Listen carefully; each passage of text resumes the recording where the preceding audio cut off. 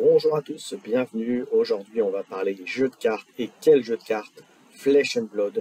Alors, si vous posiez la question de savoir ce que c'était, en quoi ça consiste, quels sont les principes ou les mécaniques de jeu qui sont mises en avant, eh bien, je vous propose de regarder cette vidéo où je vais vous expliquer tout cela. Alors, sans rentrer dans le détail, mais vous expliquer pourquoi il y a autant de hype, comme on dit, sur ce jeu qu'est Flesh and Blood. Allez, on attaque tout ça juste après le générique.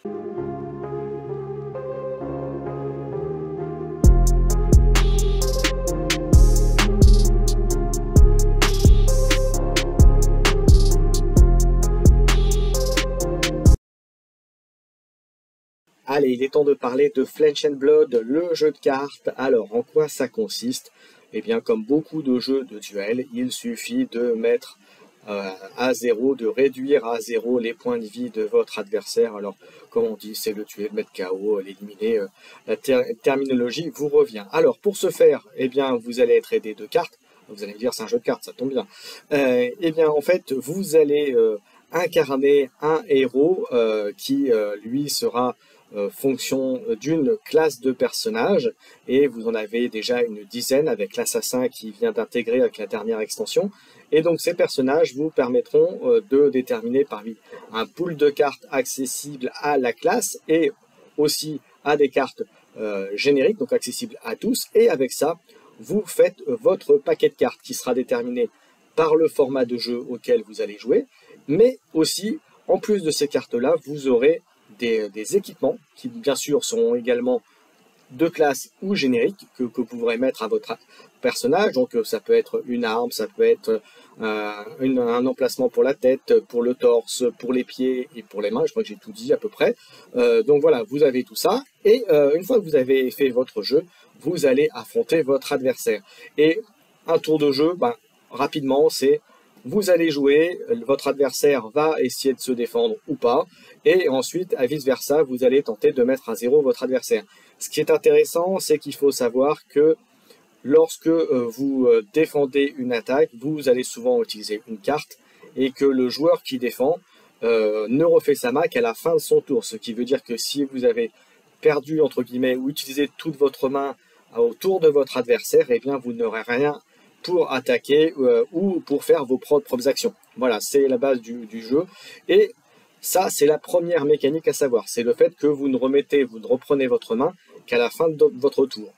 Et la deuxième grosse mécanique et gros intérêt du jeu, c'est le système de ressources. Il faut savoir que sur les cartes, pour la plupart, vous avez plusieurs couleurs, bleu, jaune et rouge. Et en fonction, si c'est des cartes plutôt pour générer de la ressource ou plutôt des cartes pour attaquer, eh bien, ces couleurs vont avoir un impact sur le jeu. La couleur bleue, généralement, ce sont des cartes qui vont vous donner 3 ressources, les jaunes 2 et les rouges 1. Et à l'inverse, les cartes rouges, généralement, vont être les cartes qui, pour la même type de carte, puisque les cartes auront le même dos sur différentes couleurs. Alors, c'est pas le cas de toutes, il y en a certaines qui ne seront qu'à des couleurs spécifiques. Mais en tout cas, si vous prenez une carte rouge, elle aura plutôt un effet plus fort pour attaquer, et à l'inverse, une carte bleue aura un effet moins fort pour attaquer, et le ratio entre les deux, c'est la carte jaune qui vous permet à la fois d'avoir un effet moyen par rapport à la carte, aussi bien pour attaquer que pour la gestion de ressources.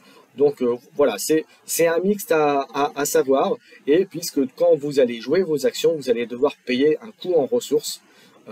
Donc voilà, d'où la nécessité d'avoir ces cartes. Et précision que je n'ai pas dit au départ, vous démarrez chaque joueur démarre avec 4 cartes. Donc vous voyez, ça peut partir très vite. Si vous en utilisez une pour des ressources, vous en avez déjà plus que 3 dans la main.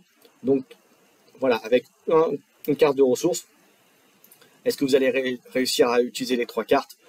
C'est généralement peu probable, donc vous allez devoir avoir des combos, des effets pour pouvoir sortir vos cartes. Donc vous voyez, tout l'intérêt du jeu, c'est un jeu de duel avec des classes, avec des cartes, des équipements, la gestion des ressources, la gestion de l'attaque-défense entre les deux joueurs, et tout ça en ayant en vue, bien sûr, de gagner, de mettre à zéro votre adversaire.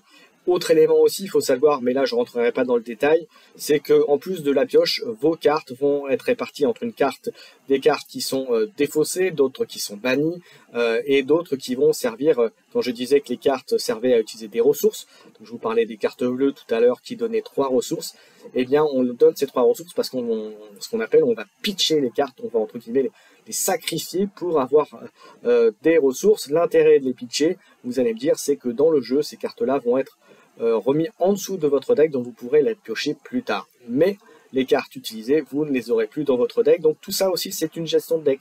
Gestion entre des classes qui vont être plutôt agressives, des cartes qui vont être plutôt défensives. Voilà, vous avez aussi la possibilité de mettre une carte en réserve. Voilà, donc il y a plein de petites choses, plein de petites mécaniques qui sont intéressantes. Donc la gestion de la main, du plateau, puisqu'il faut gérer vos équipements, la gestion d'attaque-défense, la gestion des ressources. Donc vous voyez, c'est plein de choses. Alors, je vous rassure tout de suite, hein, ça peut paraître très compliqué à comprendre tel que je viens de le dire, mais sachez qu'après 1 ou 2 parties, vous avez compris les mécanismes et après vous pourrez jouer. Mais c'est, comme on dit, c'est un jeu qui globalement est facile à jouer, mais dur à apprendre parce que la progression et la marge de progression pour jouer correctement à ce jeu est assez importante. Voilà, j'espère vous avoir assez éclairé sur ce jeu Flesh and Blood.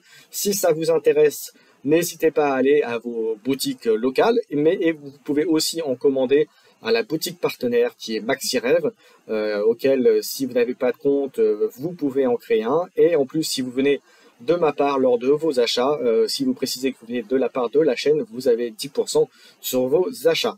Voilà, j'espère. Puis sachez donc que Flesh and Blood arrive sur la chaîne, la preuve cette vidéo, et qu'il y aura du contenu régulier dessus, voilà, sur ce jeu de cartes qui est passionnant tout court. Alors, petit indice, hein, si vous me connaissez un peu, vous savez un peu, pour ceux qui me connaissent, ils savent qu'il y a les héros de jeu, ben, sachez que à l'écran, vous avez le personnage que je joue actuellement, voilà, et petit indice, il est à côté de mon logo.